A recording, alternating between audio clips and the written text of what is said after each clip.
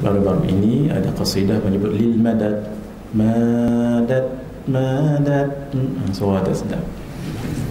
Fil bikra madad, madad, madad, madad, madad, madad. Itu maksudnya apa? Maksud madad. Madad ya Allah, kurniaanmu ya Allah, kurniaanmu ya Allah, kurniaan rohani ya. Al-madad fil mashhad, dengan melihat orang soleh, kata dalam kaedah sufi, boleh mendapat pemberian Allah, yakni pertolongan.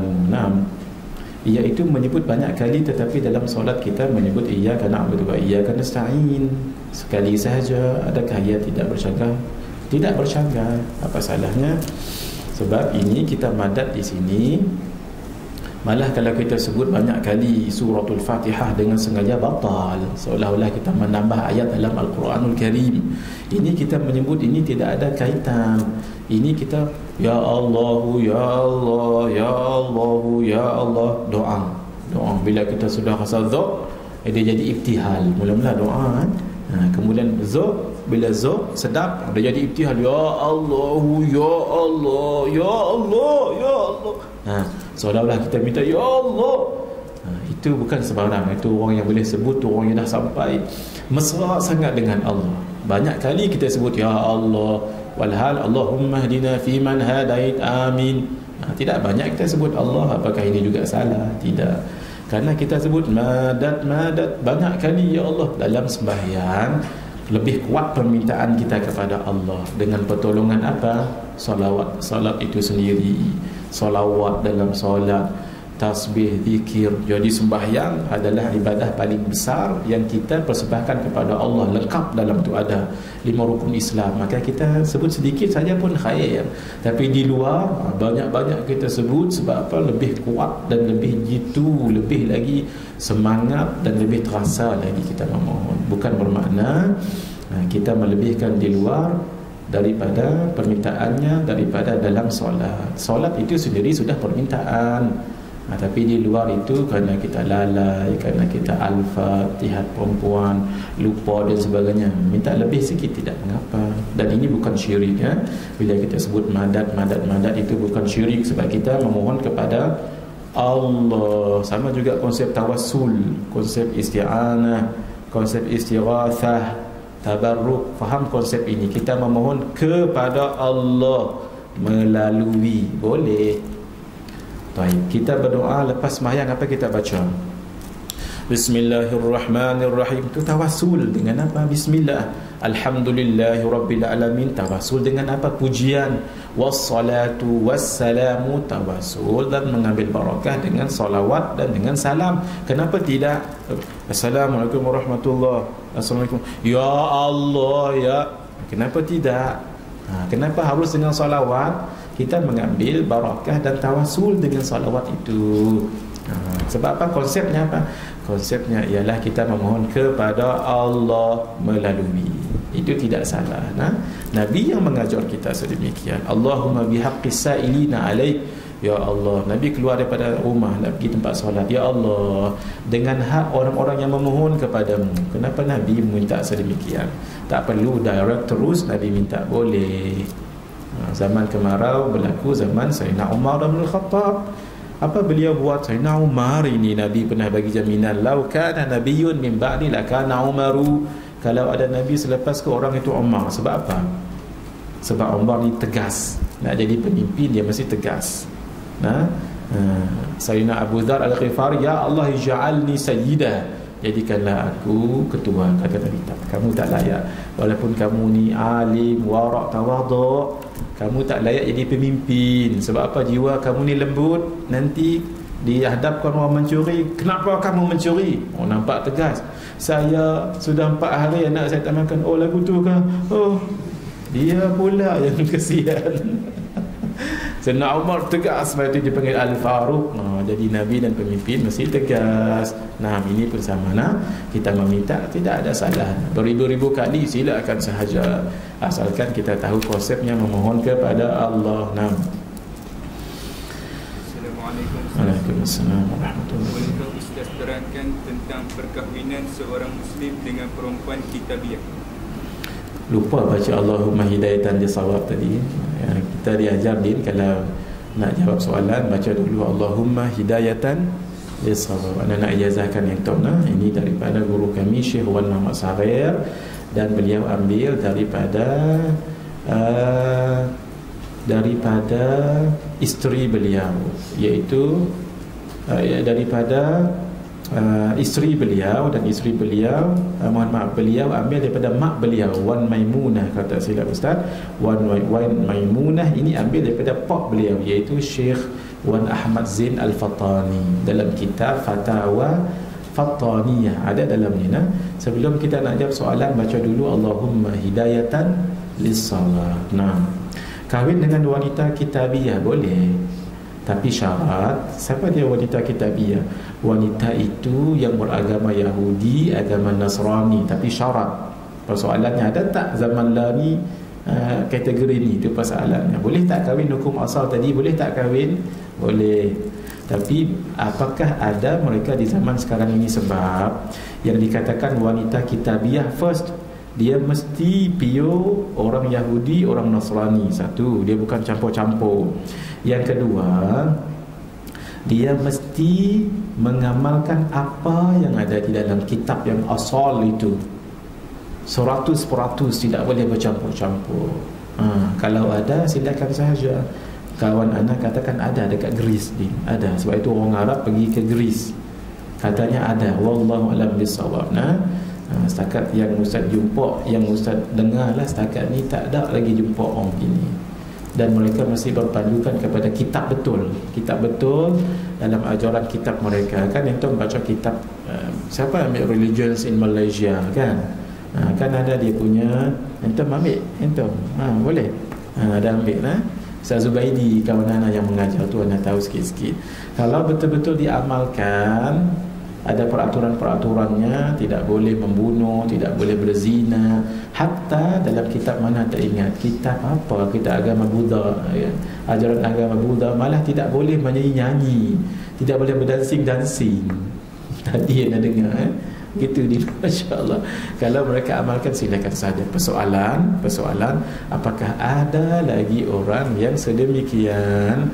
Wallahu a'lam bissawab. Setakat yang Ustaz jumpa ni ada dua pendapat ulama. Ada kata boleh, ya, sebab ada lagi, ada kata tidak, sebab tidak ada lagi. Hukum asal memang boleh. Persoalannya ada ke tidak.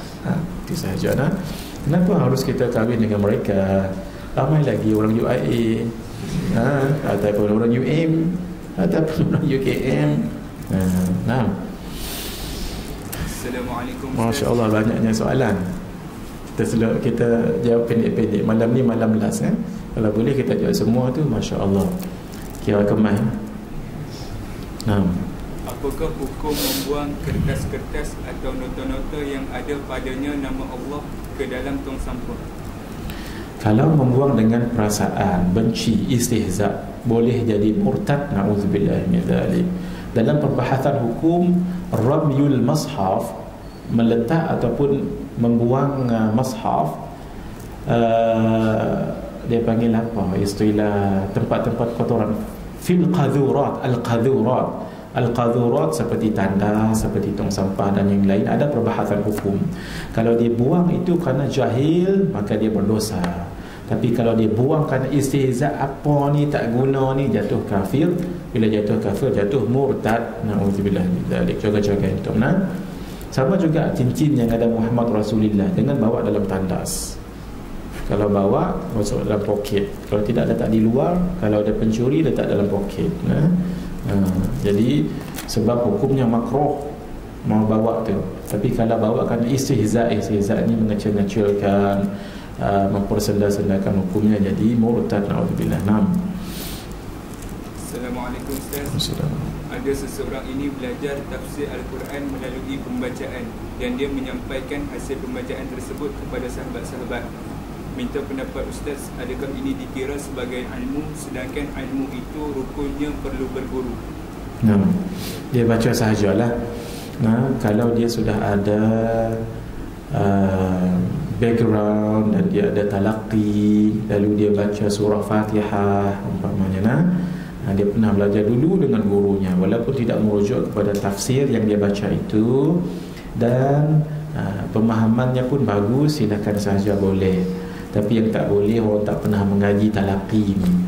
sangat asing dalam dunia tafsir dan dunia talaqi dan dunia agama, itu boleh jadi sesat, bahaya. Tadi ana syarahkan Bismillahirrahmanirrahim dengan anti. Siapa nama anti? Lupa Ustaz. Munirah.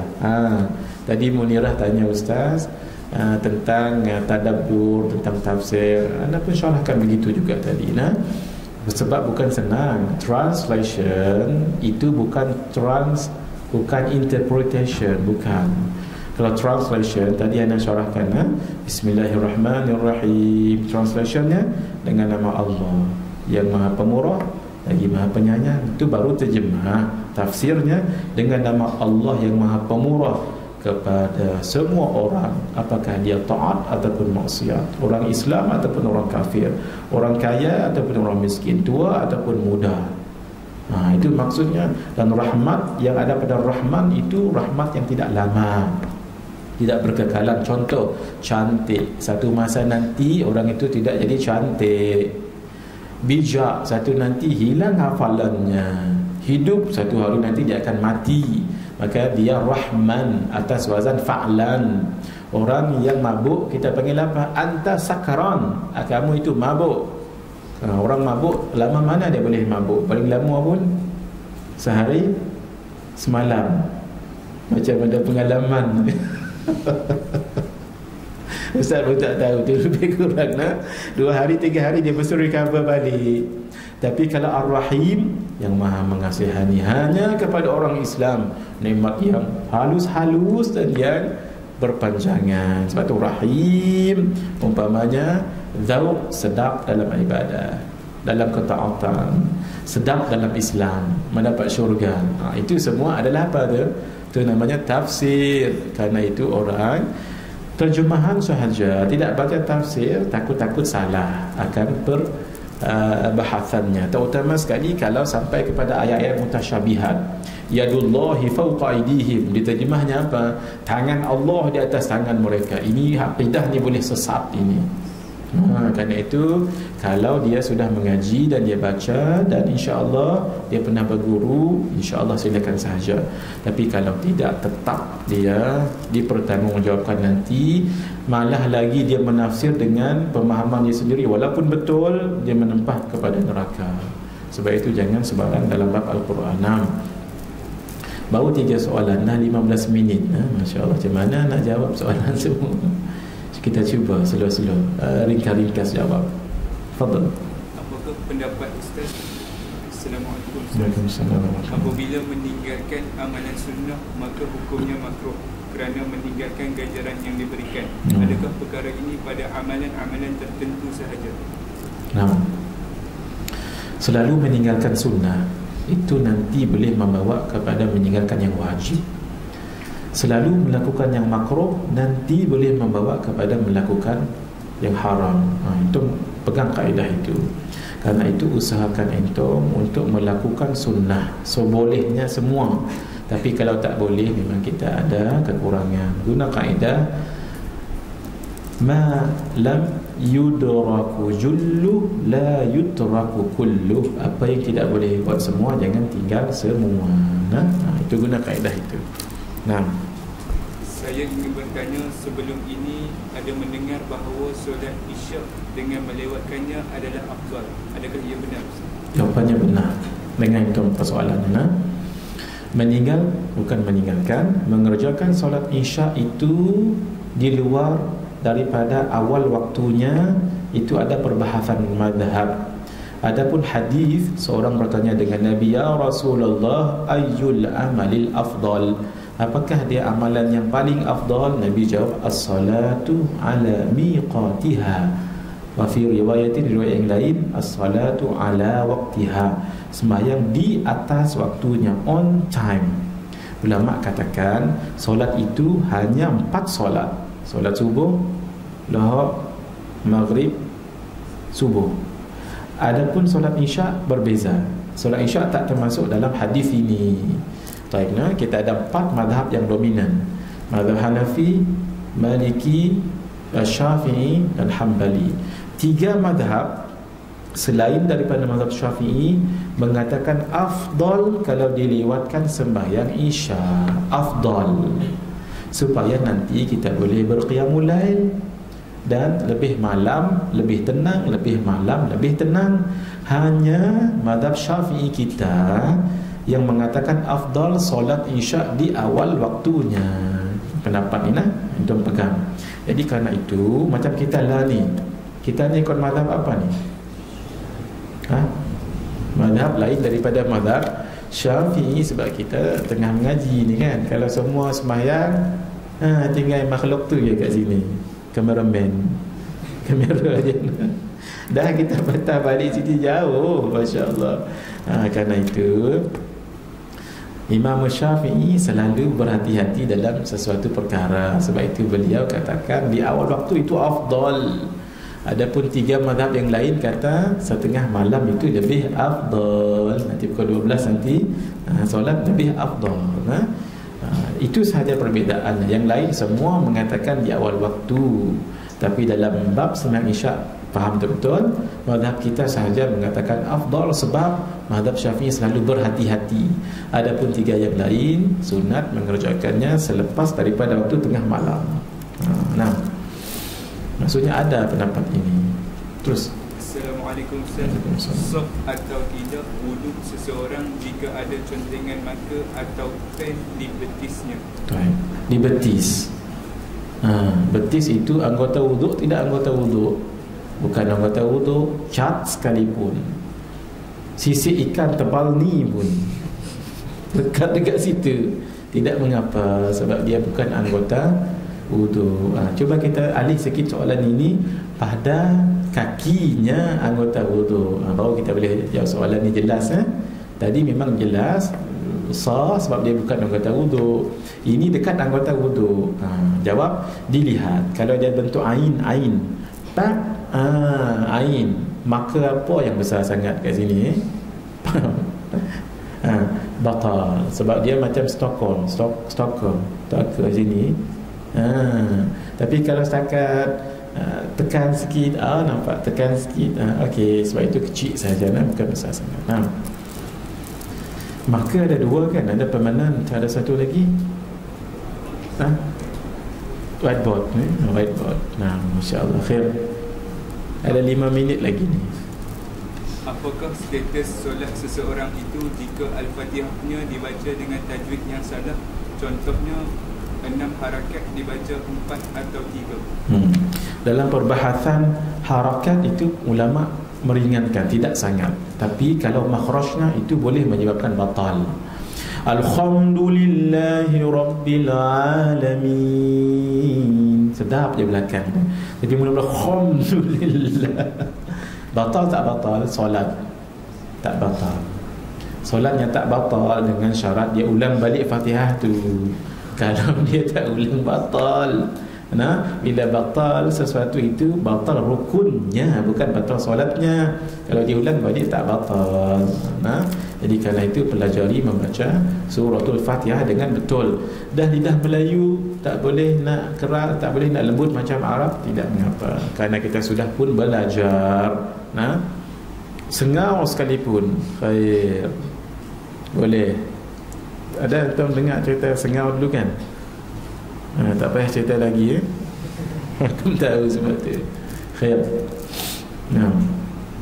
Ustaz, bagaimana saya nak menjelaskan kepada kawan saya yang sudah mula terpengaruh dengan ajaran Wahabi? Silap lah tadi. Bila orang baca ni, kita kena buat macam ni. Maaf Kim, tak sempat tadi. Baik. Soalan ni payah nak jawab. Bukan payah, panjang, sebab masa tinggal 5 minit. Kawan yang terkesan dengan fahaman Wahabi, pertama sekali hadiahkan dia buku Khilafiyah. Khilafiyah RM85 meleleh yang mata. Saya teringat dulu di waktu kami umrah, anak jadi translator lah. Oh, semangat Tuan Haji ni, Masya Allah. Kurma ujwah, the best kurma, the best dates in the world. Sebab Nabi sebut siapa yang makan buah kurma 7 biji pagi, insya-Allah tidak akan dapat memudaratkan ilmu hitam. Sihir dia. Makan 7 biji pagi. Makan setiap pagi makan. Tapi kata Ustaz Ismail Kamus, jangan makan selalu. Sebab takut apa? Takut rambut gugur. Kenapa rambut gugur? Dah sekilo RM40. Bukan kerana monosodium glutamate dalam tu, bukan. MSG tu bukan. Sekilo RM40. Anak pernah tengok sekilo RM100. Tak gugur rambut hitam. Allah lagu mana ni, gugur rambut. Cerita tadi cerita apa tadi? Cerita orang beli kurma kan. Pasal kurma, anak tengah cari kurma, kawan tu dah nak timbang dah. Ya Allah, sebab dia kata kurma Ujwah itu murah. Ya salam, dia ingat sekotak RM40. Rupanya 1 kilo 40 riyal. Sekotak tu dia tengok besar, kotak tu RM40. Rupanya dia tak boleh baca Arab. 1 kilo RM40. Tengok timbang tu dia kata bukan milih yak mata, milih ingui. Tu saja 300-400. Allah, dia kata tak nak dah, takut malu. Tu dia kata milih yak ingui RM85. InsyaAllah hari Sabtu ni Ustaz masuk ke TV Hijrah, Ustaz cerita tentang buku Khilafiyah. Biar apa? Menang membeli apa? Biar kalah membeli, Allah membeli, menang memakai. Masya Allah, ya kain tu menang memakai. Kan beli saja tak pakai-pakai. Jadi lagu mana pesan dengan dia bahawa ajaran Wahabi ni sangat bahaya. Bukan diceritakan oleh Ustaz Lani, diceritakan oleh zaman dahulu. Malah yang menceritakan bahaya ajaran Wahabi ni ialah abang kepada Syekh Muhammad Abdul Wahab sendiri. Nama yang pengasas ajaran Wahabi ni pelik, Muhammad bin Abdul Wahab. Kenapa bapak dia dinisbahkan kepada Wahabi? Kesian bapak dia. Bapak dia adalah Ahlus Sunnah. Sepatutnya gerakan ini gerakan Muhammadiyah. Sebab nama dia Muhammad tu tak? Sebab tidak diguna Muhammadiyah, takut nanti kena kepada Nabi Muhammad sallallahu alaihi wasallam. Akhirnya diguna sebagai Wahabiyah. Bapak dia sendiri suruh dia belajar, tapi beliau malas belajar ilmu fiqah. Demikian abang beliau bernama Syekh Sulaiman pernah tahzir dan ingatkan dia, kamu jangan bawa ajaran yang pelik-pelik. Sebab beliau terkesan dengan ajaran Syekh Ibn Taymiyah Al-Harrani yang meninggal pada tahun 728 Hijrah. Cerita ni panjang ni kalau nak cerita ni, Dan beliau oleh kerana ilmunya tidak kuat, tapi semangatnya nak conquer dekat Saudi yang waktu itu dikuasai oleh orang-orang Uthmaniyah, maksudnya orang yang ahlu sunnah wal jamaah.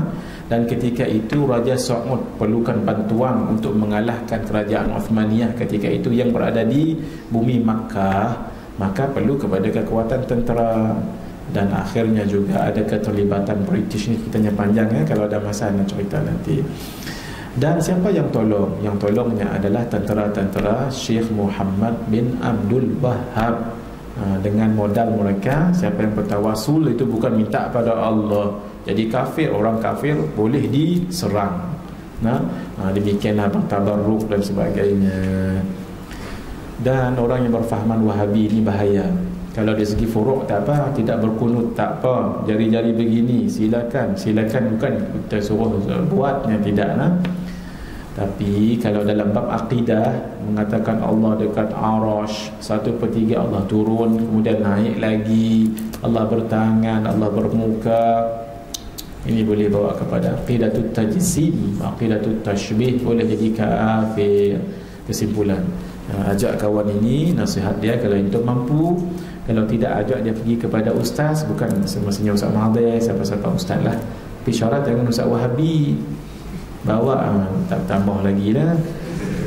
Anda tak nak sebut ustaz-ustaz dekat sini, mohon maaf Dina, walaupun ustaz, mohon maaf. Sebab mereka pun tak jelas tentang apa itu Wahabi. Bukan dalam kata anda seorang yang terror, anda tak terror. Tapi itulah berkat kita belajar dengan guru kita, syekh kita. Kita tahu, kita tengok dia, kita tahu darah ada jenis apa. Tak faham antum Maksud ustaz dia Wahabi tak Wahabi kita tahu. Kerana itu ajak dia jumpa ustaz-ustazah supaya terangkan. Hadiahkan dia buku dan artikel-artikel yang bagus-bagus. Artikel bid'ah dulu tu bagi dengan dia. Dan last sekali suruh dia beli buku khilafiyah. Ada lagi promote tak apa. Kalau boleh satu buku di rumah, satu buku tu. Tapi insya-Allah lepas daripada pesta buku nanti, buku Ustaz yang paling terbaru sekali keluar. Buku yang tebal itu saya ringkaskan. Jadi murah insya-Allah. Setakat ini ni jangan sebut di internet dulu. Tolong jangan, nanti sebab ni belum keluar lagi. Kalau ni keluar internet saya cari Aizat sebab dia yang ambil ni propom. InsyaAllah harganya RM27 insyaAllah. Ustaz minta RM20, tapi beliau kata sebab agak tebal dan proses percetakan dan sebagainya, insyaAllah RM27 dan mampu milik lah. Nanti anak-anak wajibkan Majlis Ta'lim An-Nur untuk beli, wajib. Siapa yang tak beli bukan anak murid. Tak. Maksudnya supaya antum ada pegangan. Kalau Wahabi ni sikit, kasar-kasar sikit, tunjuk tu ya. Dia baca pun tak. Mohon maaf, ni pengalaman dekat Gombak ni. Kawan di bilik dia tu Wahabi. Dia susah hati sebab dia tak ada hujah. Akhirnya dia beli khilafiyah. Buat lagi ni macam orang tak laki. Kawan dia lah ni senyap, kawan dia lah ni. Dia kata semua yang tak kata ada kat sini. Dia tunjuknya dia pun tak baca lagi. Itu hikmah buku itu Masya-Allah. Dan sungguh, memang sungguh. Apa yang Wahabi kata apa, kunut, tawasul, gerak jari, semua dalam buku itu. Masya-Allah. Kerana itu beli buku itu dan beli buku yang kecil nanti. Dan untuk antum saudara Araki bahan dan nasihat, mesti beli buku yang tebal tu. Yang itu elok juga dibeli sebab untuk orang awam. Sebenarnya masa kita dah habis. Ana dah berjanji untuk pukul 10. Mohon maaf sebab antum mungkin ada nak persiapan dan sebagainya. InsyaAllah ini talaqi kita yang terakhir. Terakhir di sinilah maksud kata siapa yang pergi ke main campus nanti ada nasihat, antum jangan sejuk. Maksud anda sejuk ialah jangan entum bawa diri masing-masing. Entum sambungkan lagi pengajian ini di pengajian kita di sana, Zat. Majlis Ta'lim An-Nur dekat kat mana Zat? Kuliah Engineering. Cumanya rugi sikitlah, tidak setiap minggu macam ni. 2 minggu sekali. Tak apa. Minggu yang tak ada, Habib Ali datang. Lagi hebat guru mulia kita. Minggu satu lagi Dr. Sabri, masya-Allah. Tapi anak-anak bagi satu amaran pada entum, satu peringatan. Ada yang dulu dekat PJ, masya-Allah, semangat talaqi tapi bila sampai di Gombak mungkin larut dan sebagainya dengan fahaman dan sebagainya. Sebab itu anak respect dan terharu dengan Abang Aizat entum, Abang Suhaib entum, Abang Hafizul entum. Dulu dekat sini masya-Allah semangat, terus disambung dekat sana terus masya-Allah. Bergabung dengan mereka sebab Majlis Ta'lim An-Nur insya-Allah bersih, kita colorless. Kita bukan parti ni parti tu, tidak. InsyaAllah. Walaupun anak tahu entum warna apa anak tahu, khair. Yang penting masuk majlis Ahmadiyah semua ada, masya-Allah. Arqam ada, tabligh ada, PAS ada, UMNO ada, PKR ada, ISMO ada, Ikram ada, Sarawak ada, masya-Allah. Sebab kita bukan bawa pahaman itu, silakan saja. Tapi dalam bab talaqi bersama-sama dengan entum, akhirnya nanti masing-masing dapat manfaat. Jadi ada nasihat siapa yang pergi ke Kuantan nanti bergabung dengan usrah di sana. Cuma usrah sana dia ubah nama dah, dia panggil Majlis Ta'lim Pahang dengan Abang Azri, Majlis Ta'lim Pahang. Dekat Gombak kita kekalkan Majlis Ta'lim An-Nur. Ana sayang sangat dengan nama An-Nur ni Din. Sebab apa? Sebab guru ana. Kemudian ada sambung dengan Madras An-Nur dekat kat mana? Madras An-Nur kat mana Suhaib? Bukan USJ yang di Bukit Habib Ali, apa nama kawasan tu? Masya-Allah. Tambah lagi nur itu cahaya. Jadi pesanan terakhir Ustaz, bukan terakhir apa untuk semester ni nah. Sambung pengajian Safinatun Najah dah habis nah. Dengan Habib Ali masih. Ni pengajian ni sebenarnya diajar oleh Habib Ali dekat sana. Ustaz, kita sambungkan saja nah. Jadi siapa yang akan ke sana, kita dahulukan dulu untuk bagi ijazah nah. Itu sebut sahaja malam ni. InsyaAllah mudah-mudahan ilmu kita ilmu yang barakah dan ilmu yang bermanfaat. Dan kita sambung lagi pengajian. Tadi perasan tak itu? Bila Ana habis baca kitab ni, Ana pun baca sedikit ayat, kita sambung lagi. Itu cara guru kita. Supaya apa? Jangan putus dekat situ saja. Faham tak? Bila Ana baca tadi contohnya, Ana sebut tadi tasydid dalam suratul Fatihah. Kita sambung lagi insyaAllah. Walaupun tak baca lagi. Supaya ada kesinambungan. Hadza wabillahi taufiq wal hidayah. Wassalamualaikum warahmatullahi wabarakatuh. Bismillahirrahmanirrahim. Alhamdulillahirabbil alamin wassalatu wassalamu ala asyrafil anbiya'i wal mursalin wa ala alihi wa sahbihi ajma'in. Allahumma ij'alna minal ladzina yastami'una al-qawla fayattabi'una ahsana. Wa sallallahu ala sayyidina Muhammadin wa ala alihi wa sahbihi ajma'in. Walhamdulillahirabbil alamin. Ya rabbana aqtarafna bi annana aqtarafna wa annana asrafna la ashrafna تغسل كل حوبة وسلنا العورات وآمن الروعات واغفر لوالدينا ربي ومولودينا والأهل والإخوان وسائر الخلان وكل ذي محبة أجيرة وصحبة والمسلمين أجمع آمين ربي فاسمع فضلا وجودا منا لا باكتساب منا بالمصطفى الرسول نحظى بكل سهل وآله وصحبه عدالة الصحب والحمد لله في البدء والتناهي. Assalamualaikum warahmatullahi wabarakatuh.